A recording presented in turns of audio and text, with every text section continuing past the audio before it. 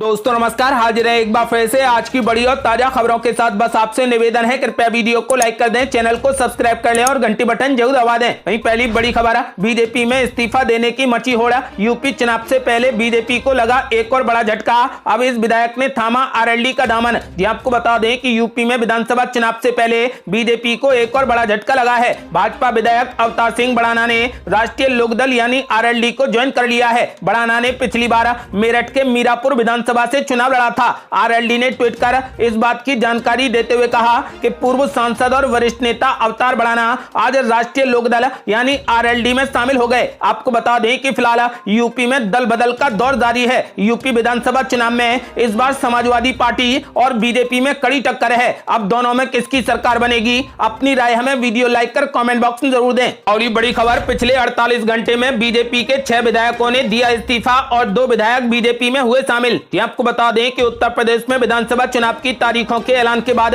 BJP को पिछले 2 दिन में एक के बाद एक कई बड़े झटके लगे हैं। इसी कड़ी में ओबीसी नेता दारा सिंह चौहान ने भी योगी कैबिनेट से इस्तीफा दे दिया है। दारा सिंह पिछले 2 दिन में इस्तीफा देने वाले 6वें नेता हैं। हालांकि इस दौरान एक कांग्रेस विधायक और एक सपा विधायक बीजेपी में शामिल हुआ है। आपको बता दें कि 403 विधानसभा सीटों वाले यूपी में 10 फरवरी से 7 मार्च तक विधानसभा के चुनाव होंगे। नतीजे 10 मार्च को घोषित किए जाएंगे। आपको बता दें कि फिलहाल यूपी में समाजवादी पार्टी 400 सीटों के साथ पूर्ण बहुमत की सरकार बनाने का दावा ठोक रही है। तो वहीं बीजेपी ने भी ऐलान कर दिया है कि वो 350 से ज्यादा सीटें जीतकर पूर्ण बहुमत की सरकार बनाएगी। आपके द्वारा यूपी में इस बार कौन मुख्यमंत्री बनेगा, अपनी राय हमें वीडियो लाइक कर कमेंट बॉक्स में जरूर दें। और बड़ी खबर, हाई अलर्ट पर आई भाजपा। अमित शाह को हालात संभालने की मिली जिम्मेदारी, सपा को जवाबी झटका देने की बड़ी तैयारी। आपको बता दें कि स्वामी प्रसाद मौर्य सहित कुछ विधायकों के इस्तीफे के बाद भाजपा हाई अलर्ट पर आ गई है। हालात संभालने की कमान अब गृह मंत्री अमित शाह के हाथों में दे दी गई है। भाजपा मौर्य से लगातार संपर्क कर रही है। सहयोगियों को भी सादे रखने की कवायद चरम पर है। भाजपा की रणनीति किसी भी तरीके से मौर्य को रोकने और जल्द सपा को बड़ा झटका देने की है। मौर्य ने ऐसे वक्त में पार्टी छोड़ी है जब दिल्ली में चुनाव के पहले 3 चरणों के उम्मीदवारों के चयन पर अहम बैठक चल रही है। इस्तीफे की खबर मिलते ही नाराज नेताओं को मनाने की कवायद भी शुरू कर दी गई है। भाजपा ने सहयोगी अपना दल व निषाद पार्टी से 2 बार संपर्क साधा है। दोनों सहयोगियों को सम्मानजनक सीटें देने का भरोसा दिया गया है। दरअसल भाजपा में हलचल तब और बढ़ गई जब अपना दल के कार्यकारी अध्यक्ष आशीष पटेल ने भाजपा को सामाजिक न्याय से जुड़े नेताओं का सम्मान करने की नसीहत दी है। आपको बता दें कि वहीं भाजपा छोड़ने की खबर वायरल होने के बाद पार्टी नेताओं ने दिल्ली से सभी से फोन पर बात की, समझाने का भी प्रयास किया। कहा यदि कोई नाराजगी है तो बैठकर बात की जाएगी। नेतृत्व समाधान का प्रयास करेगा, पर जल्दबाजी में ऐसा निर्णय नहीं करना चाहिए जिससे पार्टी के साथ उन्हें व्यक्तिगत भी सियासी नुकसान हो। इसके बाद सैनी समेत कुछ विधायकों के भाजपा न छोड़ने के संदेश आने लगे। आपको बता दें कि स्वामी प्रसाद के बाद 2 और मंत्री सहित आधा दर्जन विधायकों के भी इस्तीफे देने की चर्चा है। दिन भर इसकी कयासबाजी चलती रही, पर अभी विधायकों ने इस्तीफा नहीं दिया है। माना जा रहा है कि देर सवेर वे भी समाजवादी पार्टी में शामिल हो जाएंगे। और बड़ी खबर, यूपी विधानसभा चुनाव में टैबलेट, मोबाइल फोन और लैपटॉप बांटने का दिया प्रलोभन, युवाओं को साधने में जुटे सभी राजनीतिक दल। आपको बता दें कि उत्तर प्रदेश विधानसभा चुनाव में लगातार अब सारी पार्टियां युवाओं को टारगेट कर रही हैं। BJP, Samajwadi party, Congress, Bahujan Samaj party समेत अन्य दल भी यूथ को प्रलोभन और चुनावी वादों से लुभाने की पूरी कोशिश में जुट गए हैं। मतदान से पहले सभी दल अपने अपने घोषणा पत्रों को भी युवाओं के हिसाब से तैयार करवा रहे हैं। उधर यूपी विधानसभा चुनाव में प्रदेश की सत्ताधारी पार्टी भाजपा ने तकरीबन 1 लाख मोबाइल फोन और टैबलेट युवाओं को साधने के लिए बांट दिए हैं। नौजवानों को इस क्रम में पढ़ाई और एजुकेशन सिस्टम मजबूत करने की बात कही गई और युवाओं को इस विधानसभा चुनाव में आगे रखने की कवायद शुरू कर दी गई है।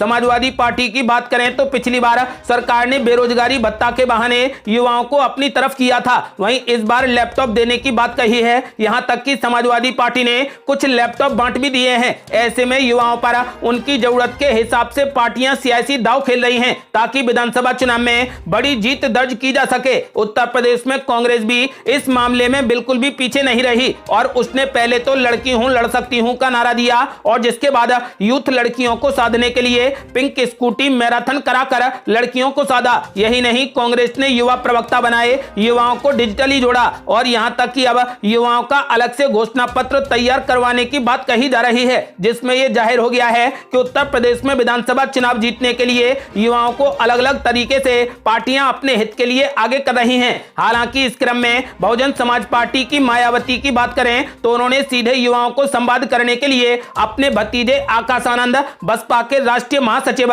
सतीश चंद्र मिश्रा के बेटे कपिल मिश्रा, सतीश चंद्र मिश्रा के ही दामाद परेश मिश्रा को युवाओं के साथ कदम से कदम मिलाकर खड़ा कर दिया है। आकाश आनंद नेशनल कोऑर्डिनेटर भी हैं, लगातार इंस्टाग्राम, फेसबुक, ट्विटर पर युवाओं को साध रहे हैं। यही नहीं, सतीश मिश्रा के बेटे कपिल मिश्रा ने युवाओं के साथ यूथ संवाद भी शुरू कर दिया है। आपको बता दें कि फिलहाल यूपी विधानसभा का चुनाव अब युवाओं पर टिक गया है, क्योंकि सभी पार्टियां युवाओं को प्रलोभन दे रही हैं, टैबलेट, मोबाइल फोन, स्कूटी देने का वादा कर रही हैं। आपको बता दें कि फिलहाल उत्तर प्रदेश का चुनाव काफी ज्यादा रोमांचक होने वाला है। और ये बड़ी खबर, पंजाब में 70 सीटों पर चुनाव लड़ सकती है बीजेपी। अमरिंदर सिंह के हिस्से में आएंगी मात्र 30 सीटें। जी आपको बता दें कि पंजाब विधानसभा चुनाव की तारीखों का ऐलान होने के बावजूद बीजेपी और उसके सहयोगियों के बीच अभी तक सीटों का बंटवारा नहीं हुआ है। हालांकि बीजेपी पंजाब में पहली बार 50 से ज्यादा सीटों पर चुनाव लड़ने की पूरी तैयारी कर रही है। बीजेपी पंजाब की 117 में से करीब 70 सीटों पर अपने उम्मीदवार उतार सकती है। प्रदेश की बाकी बची हुई सीटों पर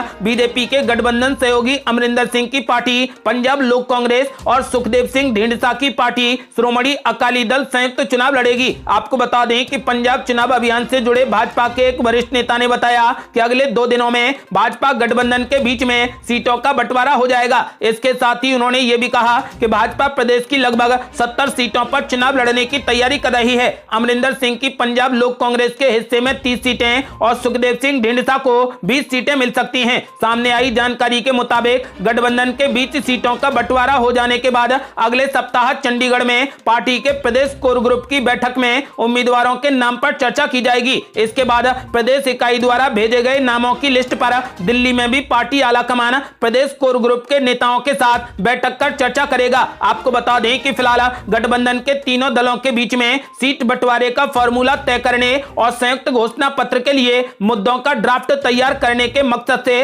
तीनों दलों ने अपने 2-2 नेताओं को शामिल कर 28 दिसंबर को एक 6 संयुक्त सदस्यीय कमेटी का गठन किया था। बताया जा रहा है कि इसी संयुक्त कमेटी की सिफारिश के आधार पर सीटों के बंटवारे का फैसला किया जाएगा। अगली बड़ी खबर, यूपी में युवाओं ने कर दिया हल्ला बोल, शुरू हुई डिजिटल पंचायत। तो उत्तर प्रदेश के चुनाव में गूंजेगा बेरोजगारी का मुद्दा। आपको बता दें कि देश में बेरोजगारी और युवाओं से जुड़े दूसरे मुद्दों पर काम कर रहे राष्ट्रीय संगठन युवा हल्ला बोल ने उत्तर प्रदेश के विधानसभा चुनाव में युवाओं का यूपी अभियान शुरू कर दिया है। इसके अंतर्गत डिजिटल पंचायत आयोजित की गई। डिजिटल पंचायत में इस बात पर खास जोर दिया गया कि उत्तर प्रदेश चुनाव में सभी राजनीतिक दल युवाओं की बात करें, उनकी शिक्षा, नौकरी और पढ़ाई, कमाई, दवाई का एजेंडा लेकर मतदाताओं के बीच आए। बेरोजगारी को राष्ट्रीय बहस बनाने में अहम भूमिका निभाने वाले अनुपम ने कहा कि अमूमन चुनाव के दौरान लोगों से झूठे वादे कर वोट ले लिए जाते हैं, उसके बाद 5 साल पूरे हो जाते हैं, मगर वादों का कहीं भी कुछ भी पता नहीं चलता। चुनाव से पहले झूठे विज्ञापन जारी कर युवाओं को बरगलाया जाता है। तकरीबन हर राज्य में युवाओं के करियर को लेकर आंदोलन हो रहा है। कहीं पर परीक्षा रद्द हो जाती है तो कहीं पर नियुक्ति पत्र देने में इतना समय लगाया जाता है कि आवेदकों के पास दूसरे चांस के लिए आयु खत्म हो जाती है। सभी तरीके की औपचारिकताएं पूरी होने के बाद भी अभ्यर्थियों को समय पर बहाली नहीं मिलती। इन सब बातों के मद्देनजर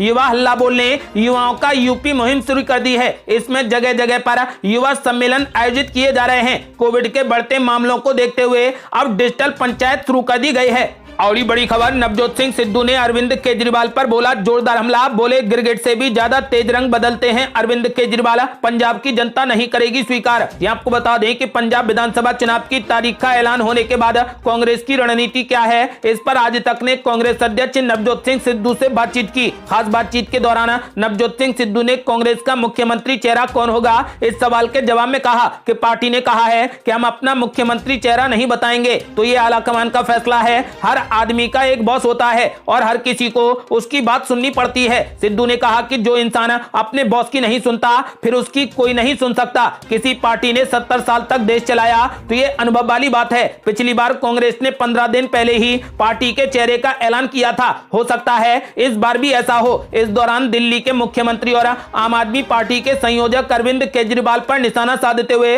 नवजोत सिंह सिद्धू ने कहा वो गिरगिट से भी ज्यादा तेज रंग बदलते हैं, पंजाब की जनता उन्हें स्वीकार नहीं करेगी। और ये बड़ी खबर, प्रियंका गांधी ने योगी आदित्यनाथ पर बोला जोरदार हमला, कहा योगी के 80 बनाम 20 की बातों में ना फंसे, मुद्दों पर वोट करें युवा। ये आपको बता दें कि उत्तर प्रदेश कांग्रेस की प्रभारी महासचिव प्रियंका गांधी वाड्रा ने मुख्यमंत्री योगी आदित्यनाथ के 80 बनाम 20 वाले बयान की निंदा करते हुए युवाओं से अपील की है कि वो विधानसभा चुनाव में शिक्षा और रोजगार के मुद्दे पर मतदान करें। प्रियंका गांधी ने कहा कि ऐसे बयान युवाओं के असली मुद्दों से ध्यान भटकाने के लिए दिए गए हैं। कांग्रेस की पहली सूची मकर संक्रांति के तत्काल बाद घोषित कर दी जाएगी। पश्चिमी यूपी और रुहेलखंड के करीब 100 से 125 प्रत्याशी घोषित किए जाएंगे। यहां पर पहले और दूसरे चरण में मतदान है। हाईकमान ने लगभग 200 से 225 टिकट तय कर दिए हैं। वहीं कांग्रेस नेता राहुल गांधी ने बेरोजगारी को लेकर प्रधानमंत्री नरेंद्र मोदी पर जोरदार हमला बोला। उन्होंने ट्वीट किया और कहा कि बेरोजगारी एक बहुत गहरा संकट है, इसका समाधान करना पीएम मोदी की जिम्मेदारी है। देश पीएम मोदी से जवाब मांग रहा है, पीएम मोदी बहाने बनाना बंद करें। और ये बड़ी खबर, पंजाब में पीएम मोदी के सुरक्षा के मामले पर बीजेपी के नेताओं ने कांग्रेस पर बोला जोरदार हमला, मुख्यमंत्री चरणजीत सिंह चन्नी की गिरफ्तारी की मांग। आपको बता दें कि प्रधानमंत्री नरेंद्र मोदी की सुरक्षा में हुई चूक के मामले पर यूपी के मुख्यमंत्री योगी आदित्यनाथ और असम के मुख्यमंत्री हिमंत बिस्वा शर्मा और केंद्रीय मंत्री स्मृति ईरानी ने कांग्रेस पर जमकर हमला बोला। असम के मुख्यमंत्री हिमंत बिस्वा शर्मा ने कांग्रेस आलाकमान और मुख्यमंत्री चरणजीत सिंह चन्नी पर निशाना साधा। उन्होंने आरोप लगाया कि 5 जनवरी को प्रधानमंत्री नरेंद्र मोदी के पंजाब दौरे के दौरान सुरक्षा में चूक के जरिए कांग्रेस आलाकमान और राज्य के मुख्यमंत्री ने प्रधानमंत्री की हत्या की साजिश रची थी। शर्मा ने यह भी दावा किया है कि घटना के बाद कांग्रेस नेताओं द्वारा दिए गए बयान ये संकेत देते हैं कि वे साजिश के बारे में पूरे तरीके से जानते थे। आपको बता दें कि हिमंत बिस्वा शर्मा ने मांग की है कि पंजाब के मुख्यमंत्री चरणजीत सिंह चन्नी को इस कथित साजिश में उनकी भूमिका के लिए तुरंत गिरफ्तार किया जाना चाहिए। ये थी अब तक की बेहद बड़ी खबरें। यदि आप भी चाहते हैं कि भारत जल्द से जल्द कोविड मुक्त हो जाए तो इस वीडियो को लाइक करा, अपनी राय हमें कमेंट बॉक्स में जरूर दें। यदि आपने अभी तक हमारे चैनल को सब्सक्राइब नहीं किया है तो कृपया चैनल को सब्सक्राइब कर घंटी बटन जरूर दबा दें। जल्दी मिलते हैं बड़ी अपडेट के साथ, तब तक के लिए जय हिंद, जय भारत।